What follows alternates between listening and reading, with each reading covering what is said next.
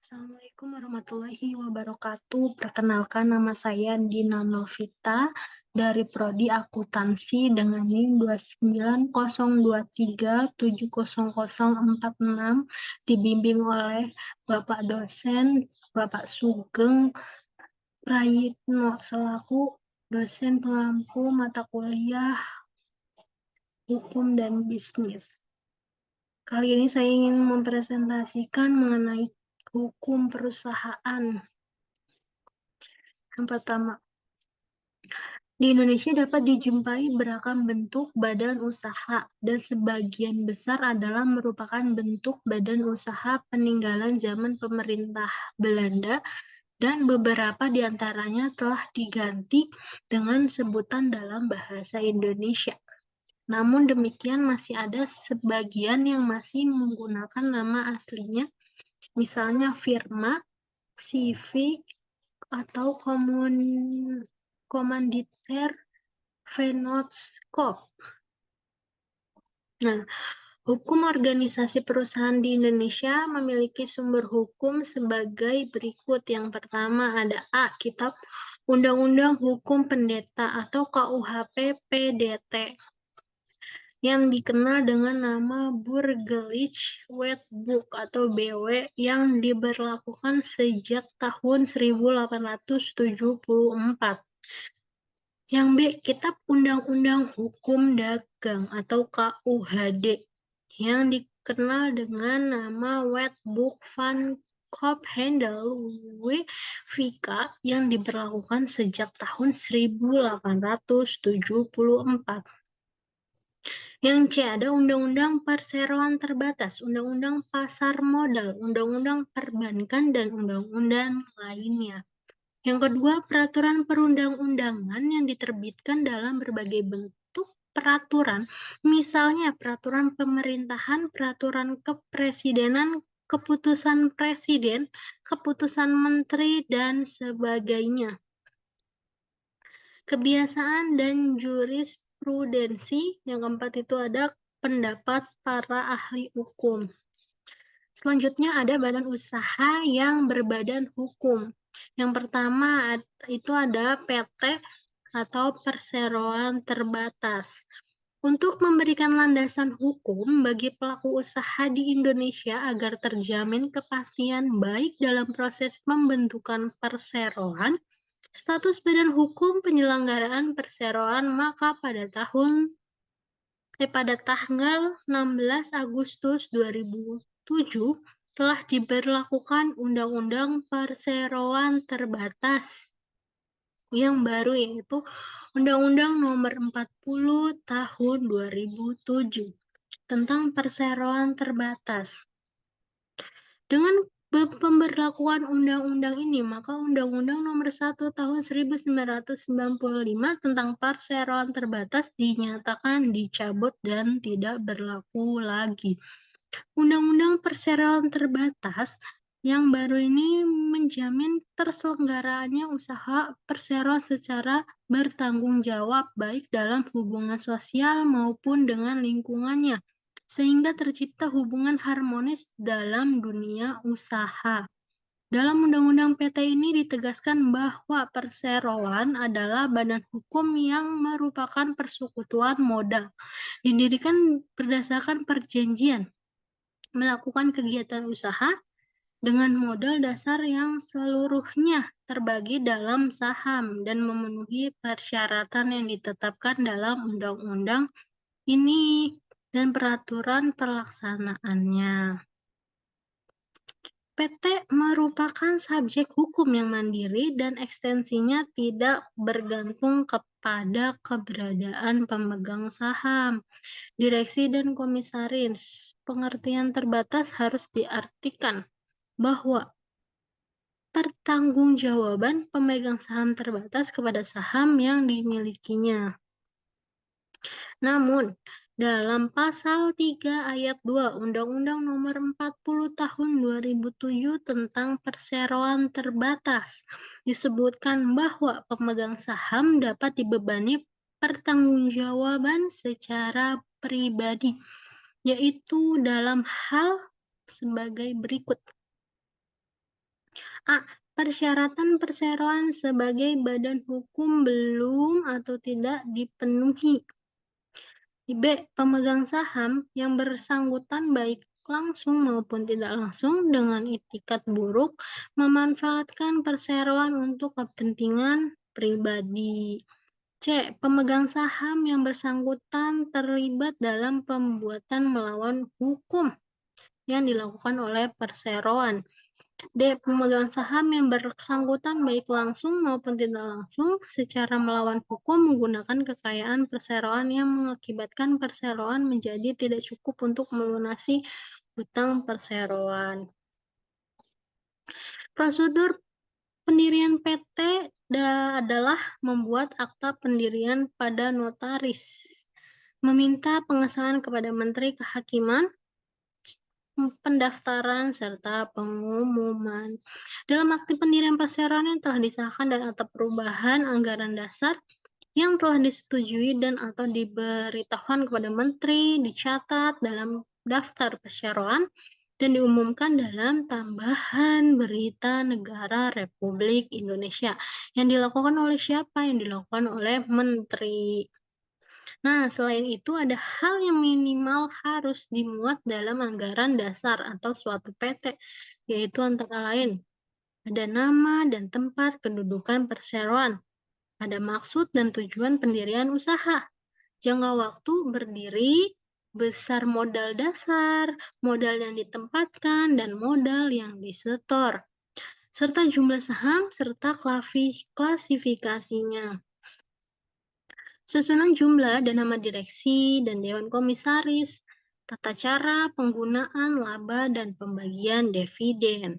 Nah, Undang-Undang PT ini mengatur mengenai larangan dalam penggunaan nama perseroan yang terdiri dari ada yang namanya telah dipakai secara sah oleh perseroan yang lain atau sama dengan pokok dengan nama perseroan lain. B. Bertentangan dengan ketertiban umum dan atau kesusilaan.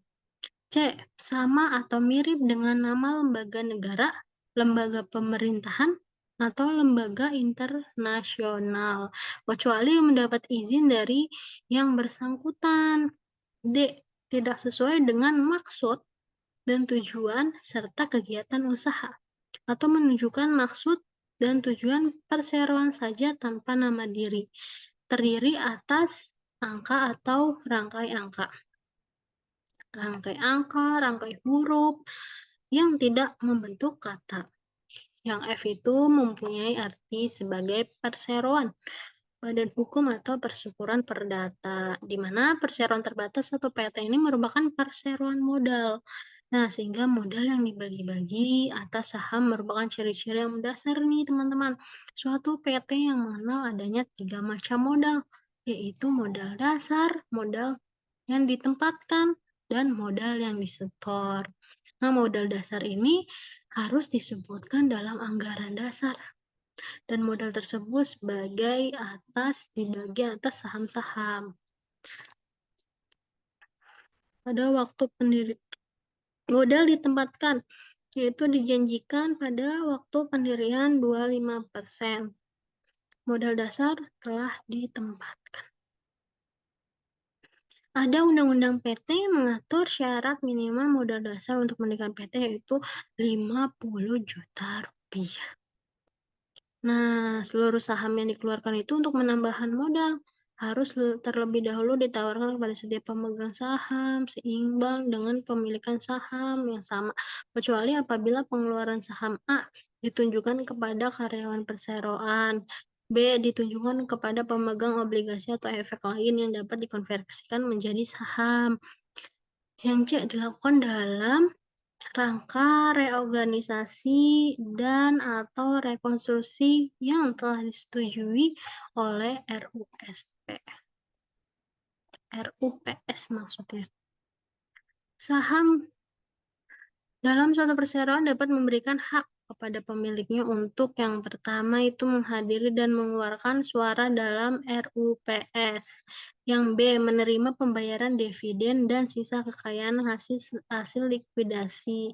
Yang C, menjalankan hak lainnya berdasarkan Undang-Undang Perseroan Terbatas, di mana terdapat ada anggaran dasar yang diatur persyaratan mengenai pemindahan hak atas saham, yaitu keharusan menawarkan terlebih dahulu kepada pemegang saham dengan klasifikasinya yaitu pemegang saham lainnya gitu. Yang B itu ada keharusan mendapatkan persetujuan terlebih dahulu dari organisasi atau perseroan. Yang C, keharusan mendapatkan persetujuan terlebih dahulu dari instansi yang berwenang sesuai dengan ketentuan peraturan perundang-undangan.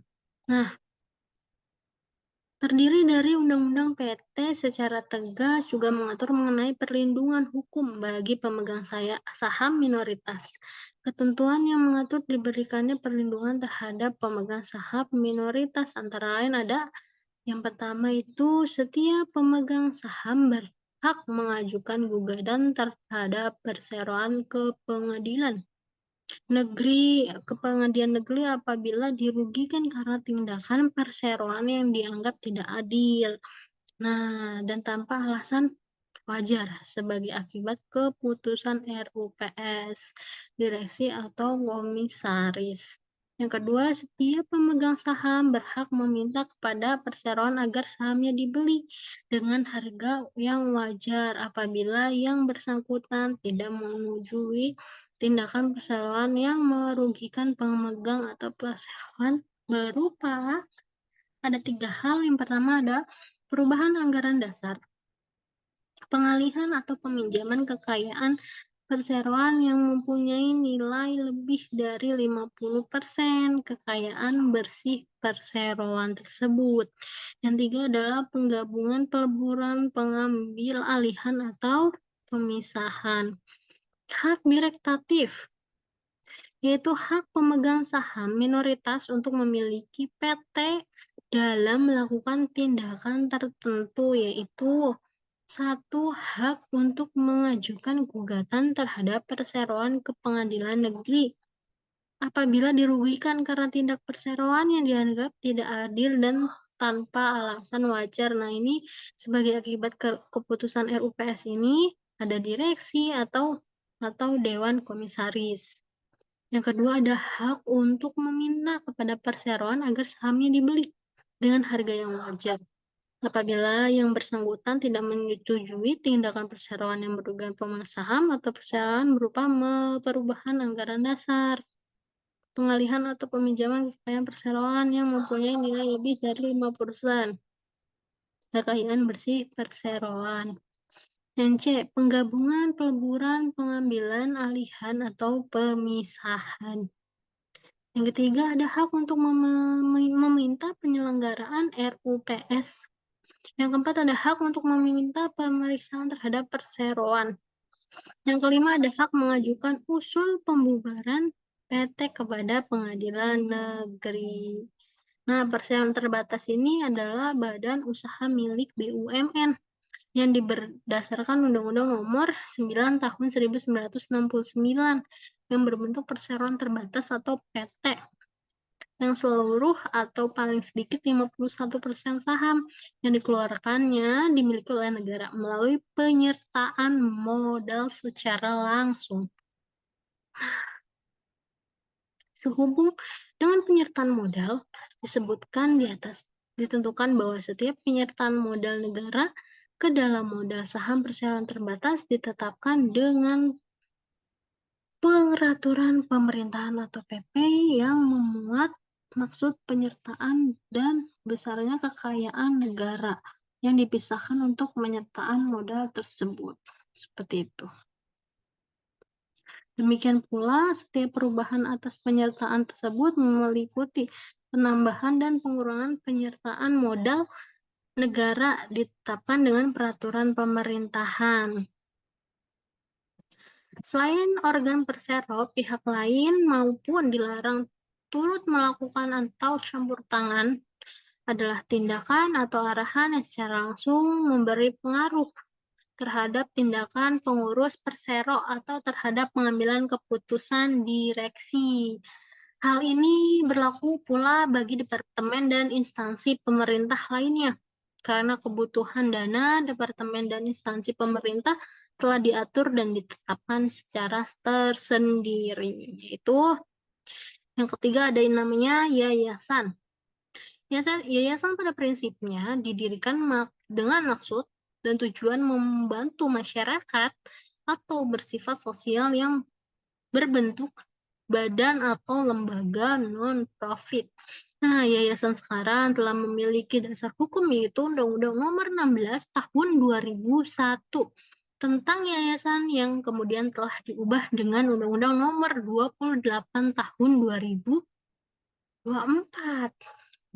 Sebelum diberlakukannya Undang-Undang Nomor 16 2001, yayasan-yayasan dapat didirikan dengan sangat mudah dan melakukan kegiatan yang sangat bebas tanpa ada perlu melaporkan kondisi kepada suatu instansi. Pada masa ini, yayasan pada umumnya disalahgunakan untuk mencari keuntungan yang besar karena belum ada dan ketentuannya yang mengatur hanya dengan modal secukupnya, yaitu pendirian yayasan. Seorang atau beberapa orang dapat mengajukan permohonan untuk mendirikan yayasan kepada notaris, yang kemudian akte pendirian yayasan berupa anggaran dari yayasan tersebut, yaitu dengan diberlakunya Undang-Undang Nomor 16 2021, JO Nomor 28 Tahun 2004 tentang yayasan, maka yayasan-yayasan memiliki ketentuan yang mengatur antara lain. Yang pertama ada yayasan mempunyai organ yang terdiri dari pembina, pengurus, dan pengawas. Pasal 2 Undang-Undang Nomor 2021. Yang kedua ada yayasan tidak boleh membagikan hasil kegiatan usahanya kepada pembina karena pengurus dan pengawas. Sehingga sesuai dengan maksud dan tujuan yayasan tersebut bersifat sosial. Dia disebutkan pada pasal 3 ayat 3 Undang-Undang Nomor 16 2001. Kekayaan yayasan tidak boleh dialihkan atau dibagikan secara langsung atau tidak langsung, kecuali ditentukan dalam anggaran dasar bahwa pengurus penerima gaji, upah atau honorarium, bila pengurus tersebut bukan pendiri atau tidak terafiliasi dengan pendiri, pembina, dan pengawas, yaitu tidak boleh namanya dialihkan atau dibagikan secara langsung atau tidak langsung. Nah, di sini berbunyi pasal 5 Undang-Undang Nomor 16 Tahun 2001 JO Undang-Undang Nomor 28 Tahun 2004. Selanjutnya ada yang namanya anggota, pembina, pengurus, dan pengawas yayasan. Dilarang merangkap sebagai anggota direksi atau pengurus, dan anggota dewan komisaris atau pengawas dari badan usaha yang didirikan oleh yayasan pasal 7 ayat 3 Undang-Undang Nomor 16 Tahun 2001. Selanjutnya, yayasan memperoleh status badan hukum. Setelah akta pendirian yayasan memperoleh pengesahan dari Menteri Kehakiman dan Hak Asasi Manusia dan wajib diumumkan dalam tambahan berita negara Republik Indonesia yang berbunyi pasal 11 dan pasal 24 Undang-Undang Nomor 16 Tahun 2001 JO Undang-Undang Nomor 28 Tahun 2004. Yang keempat ada namanya koperasi. Nah, di sini secara umum koperasi adalah suatu badan usaha bersama di mana anggota-anggota pada umumnya bergabung secara sukarela atas persamaan hak dan kewajiban melakukan usaha yang bertujuan untuk memenuhi kebutuhan anggotanya. Bentuk koperasi tersendiri telah memiliki dasar hukum yaitu Undang-Undang Nomor 25 Tahun 1992 tentang perkoperasian yang memberikan pengertian koperasi sebagai badan usaha yang beranggota kan orang-orang atau seseorang atau badan hukum koperasi dengan melandaskan kegiatannya berdasarkan prinsip koperasi sekaligus sebagai gerakan ekonomi rakyat yang mendasar atas asas kekeluargaan, seperti itu. Nah, tujuan utama koperasi itu yaitu membangun perekonomian rakyat. Koperasi yang keanggotanya bersifat sukarela dan terbuka, memiliki ciri khas, yaitu selalu diawasi oleh para anggota yang mempergunakan jasa koperasi. Dan dengan adanya persamaan hak dan kewajiban yang menunjukkan dasar dari koperasi, yaitu namanya demokrasi. Mengenai pembentukan, koperasi dibagi dua, yaitu ada koperasi primer dan ada koperasi sekunder. Di mana koperasi terbentuk ini meminimumkan, yaitu 3 koperasi. Pembentukan koperasi ini sendiri dilakukan dengan adanya akte atau pendirian yang memuat anggaran dasar. Dan akte pendirian tersebut harus disahkan oleh pemerintah agar koperasi tersebut memperoleh status badan hukum, seperti itu. Ada yang namanya badan usaha tidak berbadan hukum, yaitu persekutuan perdata atau namanya METSCAP. Oke. Persekutuan perdata diatur dalam pasal 16.618 sampai 1652 KUH Perdata. Nah, definisi dari persekutuan perdata adalah suatu persetujuan di mana dua orang atau lebih mengikatkan diri untuk memasukkan sesuatu ke dalam persekutuan dengan maksud untuk membagi keuntungan yang terjadi karenanya. Persekutuan perdata dikatakan sebagai bentuk permintaan dasar, bentuk usaha yang biasanya dipergunakan oleh para konsultan, ahli hukum, notaris, dokter, arsitek, dan profesional jenis lainnya. Dikatakan sebagai bentuk permintaan yang paling sederhana. Karena dalam modal ini ada 4. Yang pertama, dalam hal modal, tidak ada ketentuan-ketentuan tentang besarnya modal. Nah, kalau persatuan persatuan yang namanya perdata, yaitu dalam hal modal tidak ada ketentuan-ketentuan besarnya modal.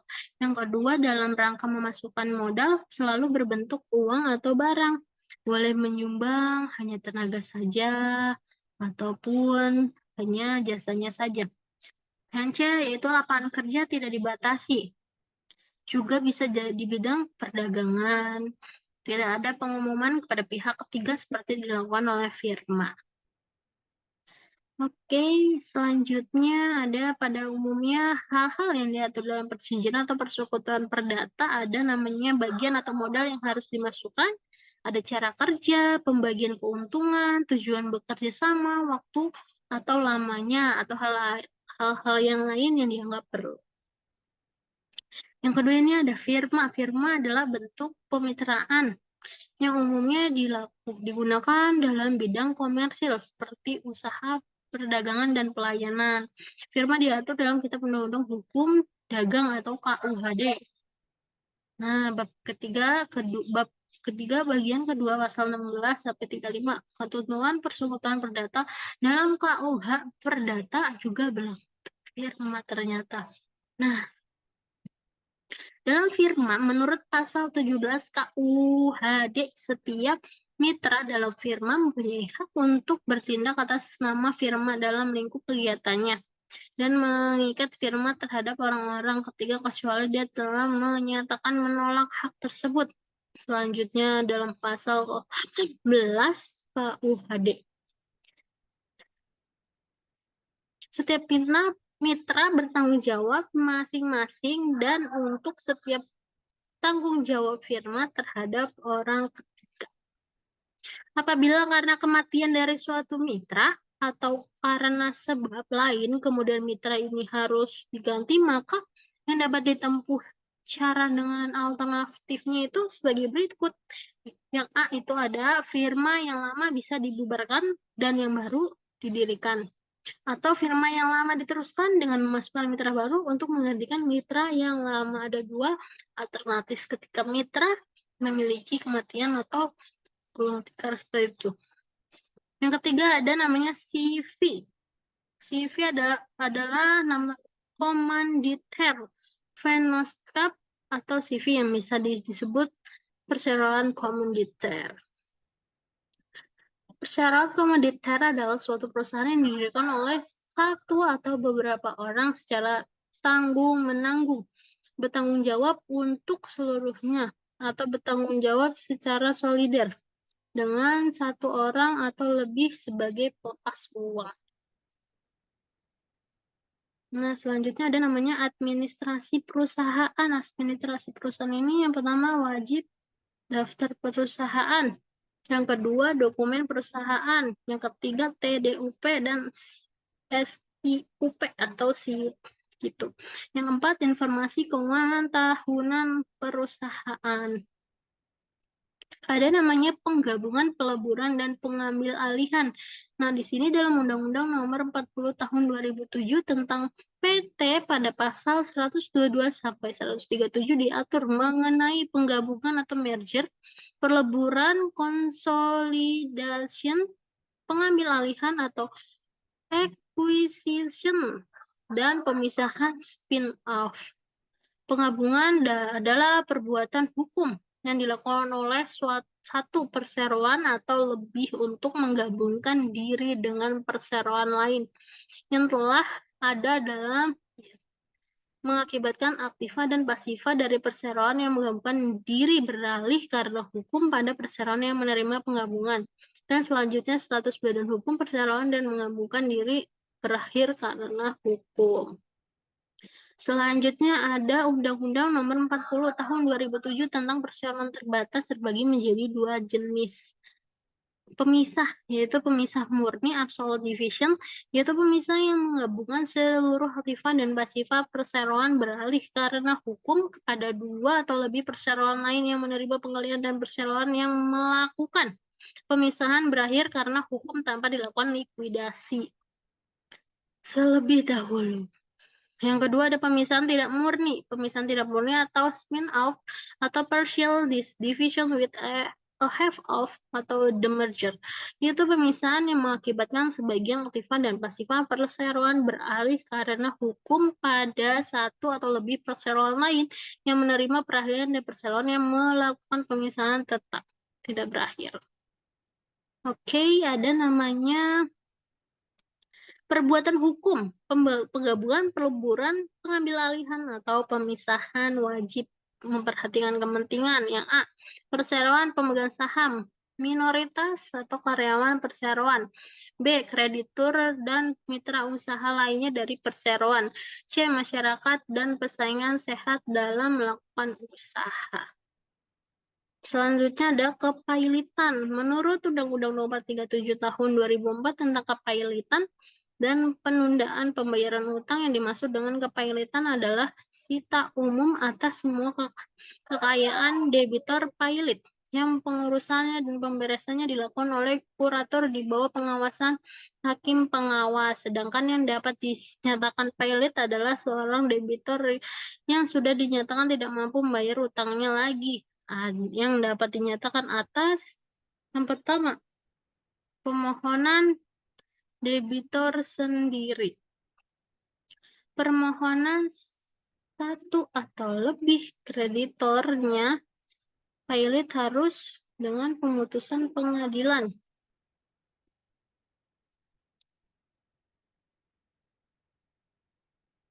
Pailit bisa atas permohonan kejaksaan untuk kepentingan umum. Dalam hal debitor adalah bank, maka permohonan pernyataan pailit hanya dapat diajukan oleh Bank Indonesia atau BI. Dalam hal debitor adalah perusahaan efek atau bursa efek, lembaga clearing dan penjaminan, lembaga penyimpanan dan penyelesaian, maka permohonan pernyataan pailit hanya dapat diajukan oleh Badan Pengawas Pasar Modal atau BAPEPAM. Yang tujuh, sedangkan dalam hal debitor adalah perusahaan asuransi dana pensiun, atau badan usaha milik negara atau BUMN. yang bergerak di bidang kepentingan publik, maka permohonan pernyataan pilot hanya dapat dilakukan oleh Menteri Keuangan. Permohonan pernyataan pilot disebut diajukan kepada Ketua Pengadilan. Selanjutnya, keputusan pengadilan atas permohonan pernyataan pilot harus diucapkan paling lambat 60 hari setelah tanggal permohonan pernyataan pilot didaftarkan. Akibat pilot. Yang pertama, dengan dijatuhkan keputusan pilot oleh pengadilan kepada debitur, maka debitur kehilangan segala haknya untuk menguasai dan mengurus atas kekayaan harta bendanya, baik menjual, menggadai, dan lain sebagainya, secara segala sesuatu yang diperoleh selama kepilotan sejak tanggal keputusan pernyataan pilot diucapkan. B. Utang-utang baru tidak lagi dijamin oleh kekayaan. C. Untuk melindungi kepentingan kreditor, selama putusan atas permohonan pernyataan pilot belum diucapkan, kreditor dapat mengajukan permohonan kepada pengadilan untuk: pertama, meletakkan sita jaminan terhadap sebagian atau seluruh kekayaan debitur. Yang kedua, menunjuk kurator sementara untuk mengawasi pengelolaan usaha debitur dan pembayaran kepada kreditor, pengalihan atau penganggunan kekayaan debitur yang dalam kepilotan merupakan wewenang kurator. Yang kedua, pengurus harta pilot. Dalam putusan pernyataan pilot, maka harus diangkat kurator dan seorang hakim pengawas yang ditunjukkan dari hakim pengadilan. Kurator memiliki tugas ada 4. Yang pertama, melakukan pengurusan atau pemberesan harta pilot. Yang kedua, segala perbuatan kurator tidak harus mendapat persetujuan dari debitur, dapat melakukan pinjaman dari pihak ketiga. Yang keempat, kurator itu bisa balai harta peninggalan BHP atau kurator lainnya. Yang ketiga, penundaan kewajiban pembayaran utang PKPU. Permohonan penundaan kewajiban pembayaran harus diajukan kepada pengadilan dengan ditandatangani oleh pemohon, yaitu debitur atau kreditor, dan oleh advokatnya. Melebihi 270 hari setelah keputusan penundaan kewajiban sementara diucapkan, maka debitur tidak dapat dipaksa membayar utang, dan semua eksekusi yang telah dimulai untuk memperoleh pelunasan hutang harus ditangguhkan. Penundaan kewajiban pembayaran utang tidak dihentikan berjalannya perkara yang harus atau sudah dimulai oleh pengadilan atau menghalangi diajukan perkara baru.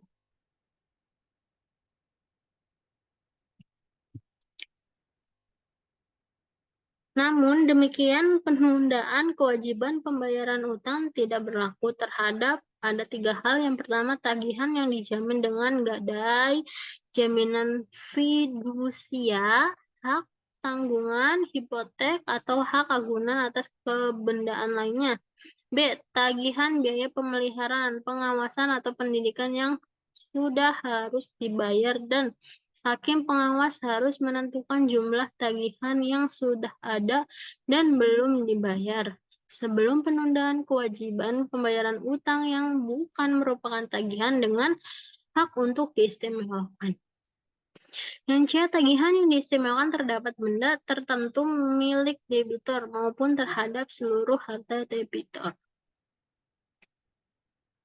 Ya, materi hari ini sudah selesai semua mengenai hukum dalam perusahaan. Nah, itu saja yang dapat saya sampaikan. Kurang lebihnya mohon maaf. Wassalamualaikum warahmatullahi wabarakatuh.